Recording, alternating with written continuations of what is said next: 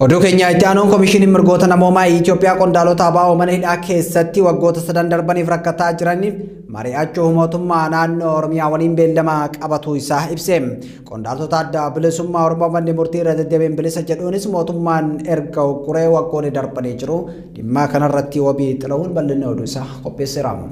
Komishinii Mirgoota Namoomaa Itoophiyaa haala qabiinsa hooggantoota miseensotaaf deeggartoota adda bilisummaa Oromoo mana hidhaa jiranii hordofaa turuu hoogganaan komishinichaa Damee Jimmaa Obbo Badhaasaa Lammeessaa himaniiru.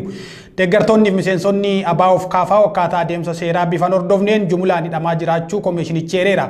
Hooggantoonni olaanoon ABO torba ta'an ammallee mana hidhaa keessatti argamuu jechuun mootummaa naannichaa wajjin marii akka taasifamu himaniiru.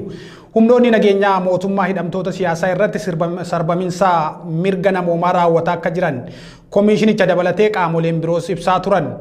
ABO'n waltajjiif carraa argatee fayyadamuun miseensonnii fi deeggartoonni isaa mana hidhaa jiran akka gadi lakkifaman gaafachaa tureera.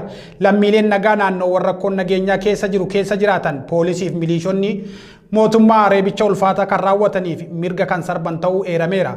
Ajajni mana murtii kabajamuu dhiisuun shakkamtoota manni murtii bilisa baase poolisiin lakkisuu diduun mana hidhaa tursiisaa jiraachuu gabaasonni ba'an ni ifoomsu.